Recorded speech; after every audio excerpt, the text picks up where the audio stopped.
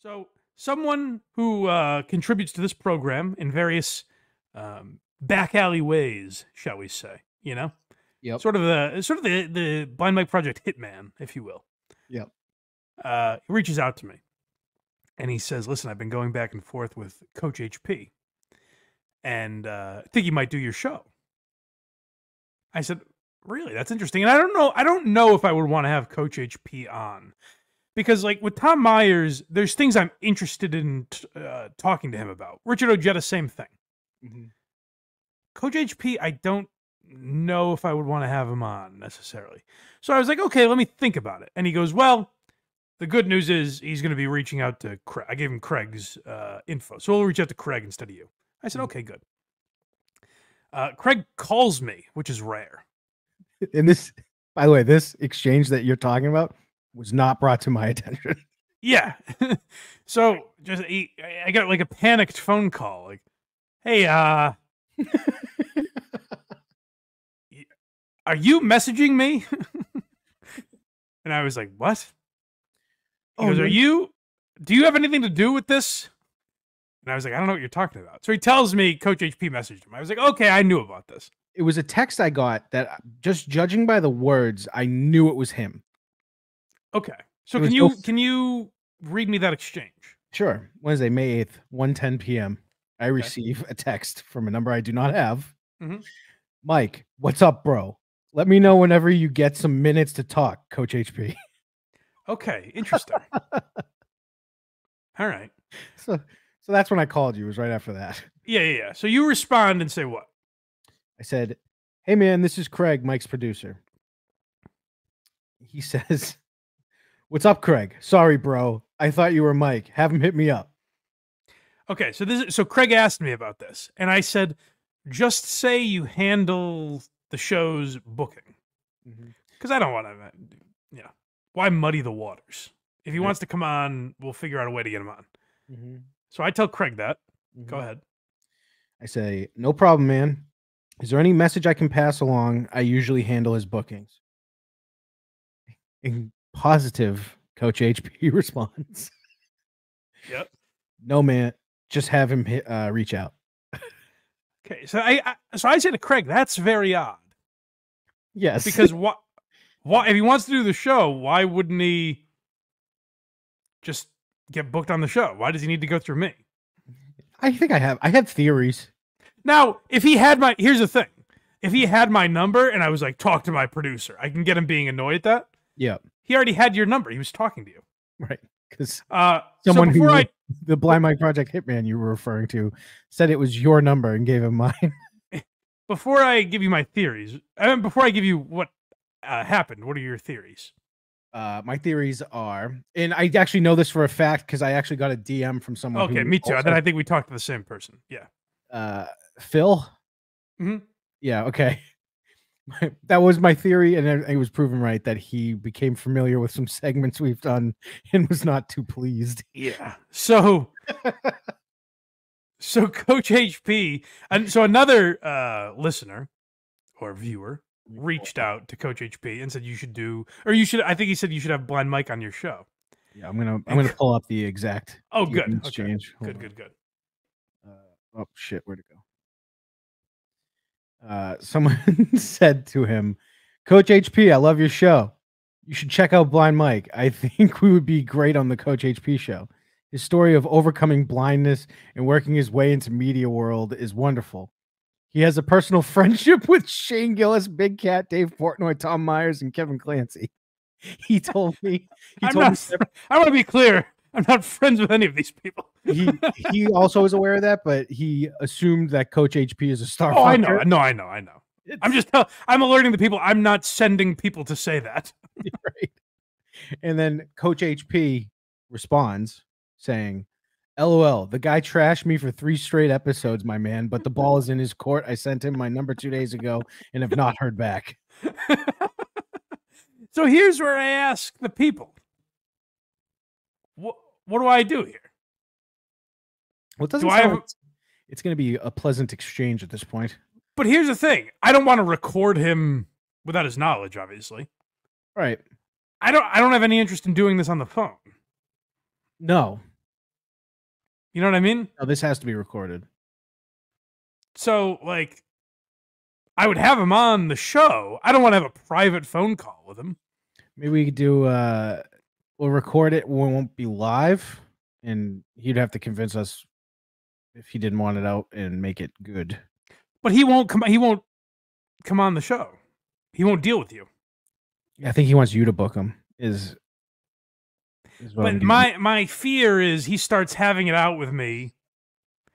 If he and I have any exchange at all, it becomes not. Then I have to explain what kind of show we do and all, like through text. You know what I mean? You know, I think I don't think we should interact at all before we do a show together. Right. My other theory is he wants to call you. You know how he's man of positivity. Yeah. I don't think that call is going to be that positive, and he doesn't want that. That was my thought. Is that I don't think we'd get the coach. I don't think we'd get Coach HP. I think we'd get whoever the real guy is. Right. Yeah. So that's interesting. So I don't know. What do you guys think I should do? Leave in the comments. Should I reach out to Coach HP, have him on? Like, again, I'm not interested in a phone call with the guy. I would want to have him on the show, but he's gonna trash the fuck out of you on a phone call. Which I'm fine with, but I'd rather he do it on the air. Which he doesn't want because it'll hurt his image. His image? You know, it's the most positive place, most positive place on the internet, man. I understand. Yeah. No, that's very interesting that he wants to do it with me in private. Makes you think I was really wrong about saying he was kind of a phony. Yeah. I don't know. We'll see. So yeah, maybe you guys become friends and you'll actually like talk shit about Scott's tables or something. That'd be fun. Well, here's the thing. He's like, oh, he trashed me 3 episodes in a row, which I don't think is true. We usually put some space between them. But there's been more than 3 episodes of that's just for sure. Yeah. For sure. Oh yeah.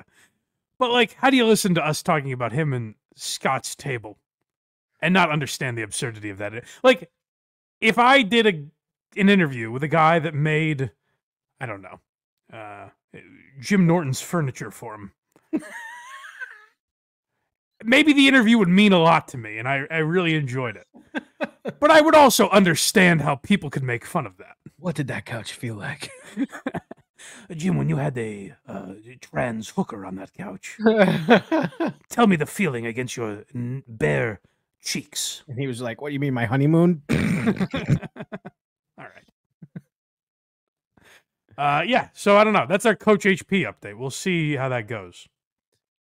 I was walking into the office and my phone vibrates and I look at it and I go, oh my God.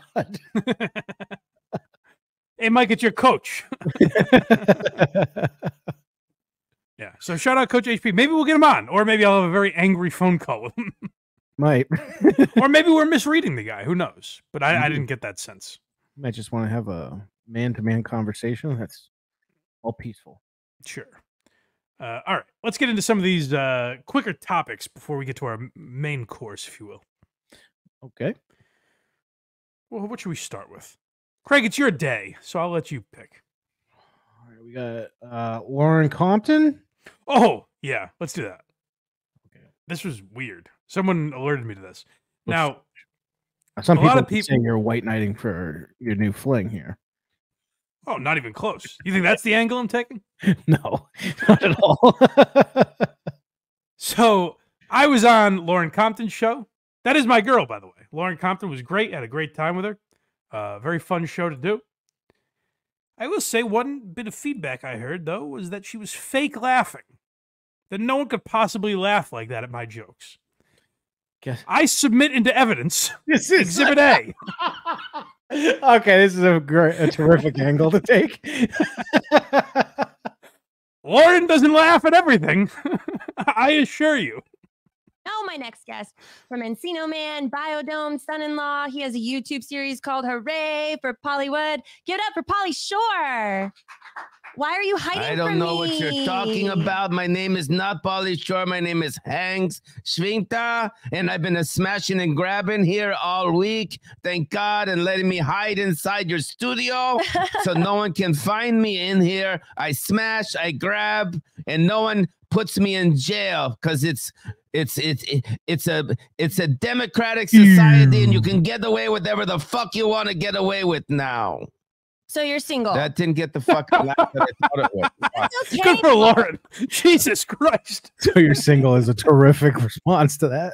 Lauren's like, well, I don't know what the fuck that was, but It's okay. you know, so all you people that said Lauren was just being polite by laughing at me the way she did, I'm telling you, she does. At least I didn't do this.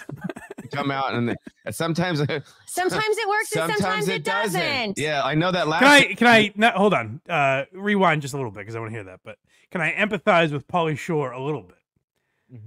The man took a risk, and for some reason started with, I don't know, a Russian accent. But was going for like Mexican cartel or something. I can't tell. Yeah, it's very a bizarre choice. But as Hack, I forgot to say this. I should give Hack Ride credit for this. When the show ended last week, it was like silent for a second, and he goes, "Well, sometimes you got to take big swings, you know." And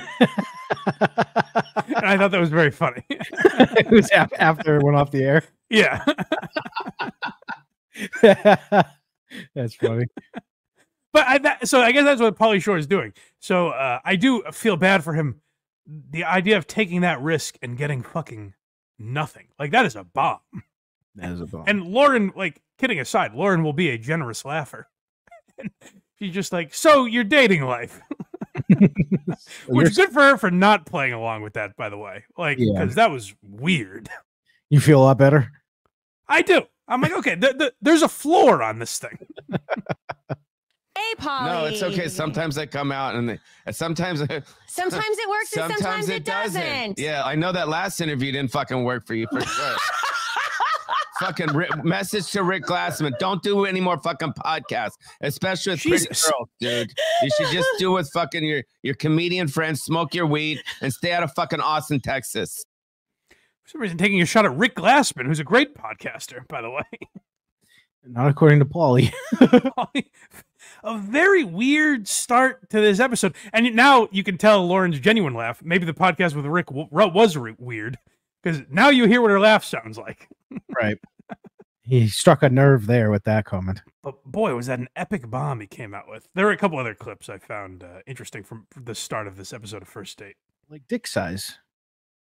Yeah, this is like a weird comment. Like, people have accused, a lot of the comments I got were that I was the first guest not to be overtly staring at Lauren's tits, which is funny. So I'm sure she gets that a lot. I don't know if I've heard just overt, like, hitting on her like this. Here, you want to see how big my penis is? Here. No, I'm not going to take it. Lauren's killing it in this interview, by the way. He really is. No. Take it out, but you can tell by the hand. No weasel. It's the weasel. Here, you want to see how big my penis is? Here. No, I'm not going to take it out, but you can tell by the hands. Oh, how do you tell by the hands? Well, if you touch someone's hand, then you can say if it's a big hand, it's a big penis. Okay. So look, my hand. It's a fresh take. Oh no! It goes like underneath your hand, and you But got you're really small cheating. hands. Your palm is like all the way below the chair. I know. No, thanks for having me. Thank you for coming on. What's happening? I don't know if Pauly Shore was ever funny, but like, is he going through something? I feel like this is just him. Is this how he always is on podcasts? I don't really know. I don't. This level of weird, yes, or maybe not this level, but like in the ballpark. Oh, all right, okay. Well, it stuck out to me because someone messaged me and it was like, "You might want to check out your girl Lauren Compton's podcast. I think she might have been like kidnapped after the show or something. Like, I don't know what Pauly's doing." That's possible. I do think part of it is definitely that Lauren is an attractive woman, that he's behaving like this. Correct. He's trying to show off or something. Yeah. And it doesn't seem to be working. Nope, it didn't work at all, actually. But he's her good luck charm. He's about to tell her all about it. Yeah, so this is where, like, now maybe he feels the tension in the air, and he's like, actually, like, me and Lauren are very good friends. He really proves that. I'm your good luck charm, right? Are you? Why? You know why? Because we met a long time ago, and I was the first comic that you actually really met here in Austin at Soho. We right? did meet at Soho. Yeah, but we were friendly. We became friends, And then you weren't doing this. No, I wasn't. At that time, you were trying to figure your shit out. Mm-hmm. You were like on TikTok. You're like, look at my TikTok. Just FYI, I'm the one who fucking discovered her.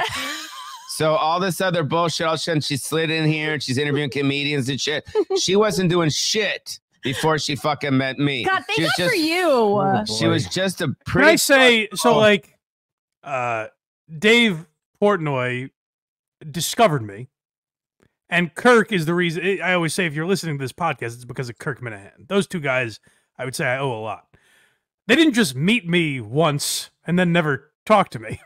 I'm sure they would like to have, but the point is, like, they gave me opportunities that led to me doing this. You know, Pauly Shore is just saying you met me once, and then your career got better years later.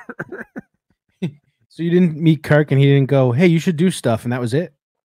No, actually, he let me on his show. Oh, so there's actually like a paper trail. If you want to say I owe a lot to Kirk Minahan, there's evidence of that.